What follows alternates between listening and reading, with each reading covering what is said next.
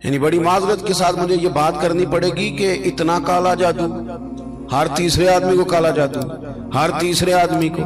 اور خیر سے وہ جو بتانے والے وہ بھی بڑا انوکھا انداز انہوں نے اختیار کیا ہوا ہے. وہ کہتے تجھے جادو کر دیا کسی نے. کس نے کہا کہ یہ مجھے بتانے کا حکم نہیں، مجھے شرارت کا حکم تھا، شرارت میں نے کر دی، اب تو گھر جا کے سوچتا رہے. اسی طرح ڈھیروں قسم کے ملنگ ہمارے کھاتے پڑ گئے، ٹال پہنے ہوئے، اور وہ آ گئے. وہ لوگوں کو قسمت کا حال بتاتے ہیں. آپ کا تو مجھے نہیں پتا، میں نے اپنے دیہاتوں میں دیکھا ہے کہ وہ سونا بھی ڈبل کرتے تھے، بعد میں پتہ چلتا تھا سنگل بھی غائب ہو جاتا تھا. ہنسے نہیں جی، اونچا نہیں ہنسنا چاہیے کبھی بھی. یہ محافل ہے ہماری، سنجیدہ ماحول ہے. میری بات پہ آپ توجہ کریں گے عزیز کہ آپ اوہام پرستی کا شکار نہ ہوں، ورنہ آپ اور نبی پاک صلی اللہ علیہ وسلم نا جگہ جگہ حضور ہمیں ذوق دیتے، سمجھاتے کہ تم نے اپنی توجہ اللہ رسول کی جانب رکھنی ہے، تم نے الجھنا نہیں، ورنہ آپ کیسے میدان میں نکلیں گے. فوجی کہہ دے ہمیں کالا جادو ہو گیا، ہم سے جایا نہیں جاتا، تو جنگ ہوگی. کوئی کہہ دے ہم پر تو وہ فلانے نے سیو کرا دیا ہے تو ہم دفتر نہیں جا سکتے، تو کاروبار زندگی چلے گا. کن چکروں میں پڑ گئے. جادو ہوتا ہے، اس کی حقیقت سے انکار نہیں، لیکن اتنا کچا ماحول، اتنی کمزور بات، یہ اہل ایمان کا شیوا نہیں ہے. آپ مضبوط رہیں. عارف رومی رحمت اللہ علیہ فرماتے میں کبھی بھی زندگی میں کوئی بات اس لیے نہیں کی کہ مجمع ہنسے، اور ہنسنا ویسے بھی شریعت میں مسکرانا ہے، کہہ لگا کے تو روٹین میں بھی ہنسنے سے پرہیز کرنی چاہیے. وہ کہتے ہیں ایک بادشاہ تھا تو اس کا بھی ذہن بن گیا تھا کہ پتہ نہیں یہ کیا ہو جاتا ہے. کچھ یہ لوگ نا ہمارا وہم بڑھاتے ہیں، آج کل جو تویز دھاگے والے لوگ ہیں نا، یہ اور اضافہ کرتے ہیں اس کے اندر، اور کہانیاں بنا کے دیتے ہیں، لوگ اور زیادہ الجھ جاتے ہیں. بادشاہ تھا تو وہ شکار کرنے جاتا تھا تو اس کے ذہن میں یہ خیال تھا کہ اگر رستے میں کوئی بندہ میرے متھے لگ جائے تو میرا شکار ٹھیک نہیں ہوتا. تو وہ کیا کرتا، وہ جب سفر کے لیے نکلتا تو لوگوں سے کہتا سارے رستے خالی کرا دو، میں نے شکار کے لیے جانا ہے. لوگ رستے خالی کرا دیتے. ایک دن ایک آدمی بیچارہ نے ایک آنکھ سے اسے نظر نہیں آتا، وہ کوئی جنگل سے لکڑیاں کاٹ کے آ رہا تھا تو اچانک وہ چڑھ گیا. اذانیں زیادہ ہوتی ہوں تو ایک کا جواب دینا ضروری ہوتا ہے، وہ ہم دے چکے ہیں، اس لیے آپ توجہ کریں میری بات. تو وہ بیچارہ چڑھ گیا لکڑ ہارا سڑک پہ. اس کے سپاہیوں نے بندے تو بڑے ہٹائے تھے پر یہ غلطی سے آ گیا، انہوں نے پکڑ لیا، بادشاہ کے سامنے پیش کیا. بادشاہ کہنے لگا تمہیں نہیں پتا کہ میرے رستے میں کوئی آئے تو میرا شکار نہیں ٹھیک ہوتا، اس کو باندھ دو.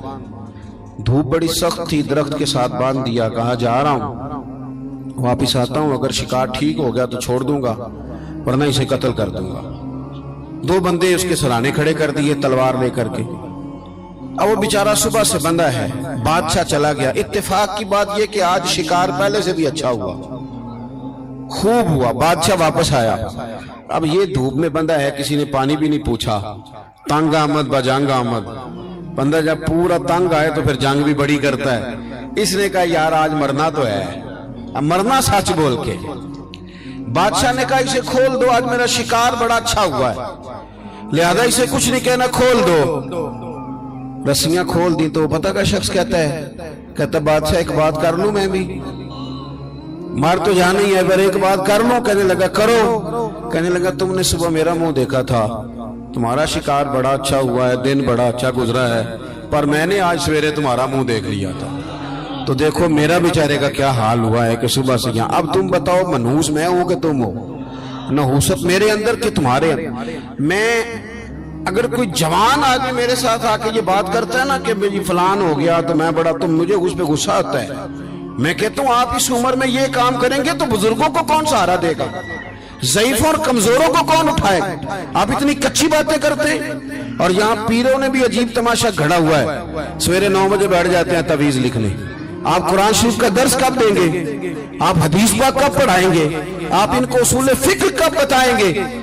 پیر صرف دین کا نمائندہ ہوتا ہے جس نے رب رسول کا دین پڑھنا ہے اور آگے پڑھانا ہے، جس نے لوگوں کو وہاں سے دین سیکھ کے آگے سکھانا ہے. باقی کیا معنی ہے چیزوں کا؟ اس نے صرف آسان کر کے جو ہمارے صوفیاء نے دیا آگے بات پہنچانی. دین سیکھنے سکھانے کا نام پیری مریدی ہے، اس کا کوئی اور معنی ہے ہی نہیں سرے سے.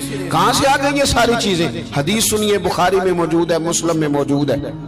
حضرت ابو ہریرہ رضی اللہ تعالیٰ عنہ فرماتے ہیں نبی پاک علیہ السلام کے साहिबजादे का विसाल हुजूर की गोद में हो गया, गोद में विसाल कर गए साहिबजादे।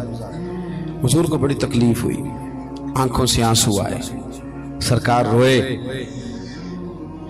सहाबा ने अर्ज की, हुजूर आप भी आंसू बहाते हैं? फरमाते हैं मेरा बेटा गया है।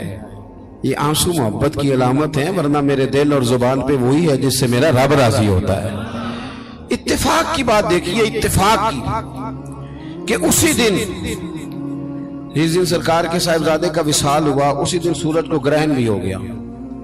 अब जोड़ने वाले बातें जोड़ देते हैं ना। कुछ लोगों ने बात जोड़ दी, कहने लगे देखा हुजूर के साहिबजादे का विसाल हुआ तो सूरज को भी ग्रहण हो गया, सूरज को भी ग्रहण हो गया। और मेरे दोस्तों सुनो, ये अकीदों की मजबूती कितना जरूरी काम है। अपने आप को फिक्री तौर पर मजबूत रखना कितना जरूरी है। अहमद मुख्तार नबी पाक सल्लल्लाहु ताला अलैहि वसल्लम ने उसी दिन लोगों को मस्जिद में जमा फरमाया, उसी वक्त। सहाबा कहते हम बड़े परेशान थे कि हुजूर तो गमज़दा है, ना कोई जिहाद की बात होगी ना और कोई होगी, तो इस वक्त क्यों तलब किया? सबको मस्जिद में बुलाया और बुला के मेरे नबी पाक अलैहिस्सलाम ने खुतबा दिया। अल्लाह करे आपको समझ आए। यानी उस दिन जिस दिन साहिबजादे का विसाल हुआ, गम की घड़ियां हैं, हुजूर ने सबको मस्जिद में बुला के, मैं बुखारी मुस्लिम पढ़ रहा हूं, हुजूर ने फरमाया लोगो, सूरज और ग्रहण का लगना अल्लाह की निशानियों में से निशानी है। सूरज चांद को ग्रहण लगना अल्लाह की निशानियों में से निशानी है। जब ये लगे इस्तिगफार पढ़ा करो, नमाज पढ़ा करो, अल्लाह के हुजूर हाजिर हुआ करो। फरमाया किसी शख्स के दुनिया से जाने का इसके साथ कोई ताल्लुक नहीं।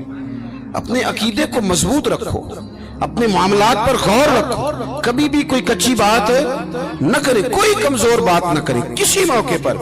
हम तो सूफिया किराम के जानने वाले हैं, और वो लोग तो इतने मजबूत थे नजरियात के, इतने पक्के थे, तो हर शख्स को कहते थे कि देखना तेरे दिल में गैर का ख्याल ना आए, रब रसूल का ख्याल रहे। ये अल्लाह वालों का जो ख्याल होता है, ये चूंकि अल्लाह वाले तो इसको हम गैर का ख्याल कहते ही नहीं। एक बात आखिर में और आपकी खिदमत में अर्ज करनी है, उस पर भी आप जरूर तवज्जो देंगे। थोड़ा सा ना हुजूर की सीरत में एक तीसरी बात जो बड़ी जरूरी है आपसे अर्ज करनी, उस पर आप गौर करेंगे। दूसरों के जज्बात का, एहसासात का ख्याल रखना मेरे महबूब पाक अलैहिस्सलाम की सीरत का खूबसूरत जोज़ है, खूबसूरत।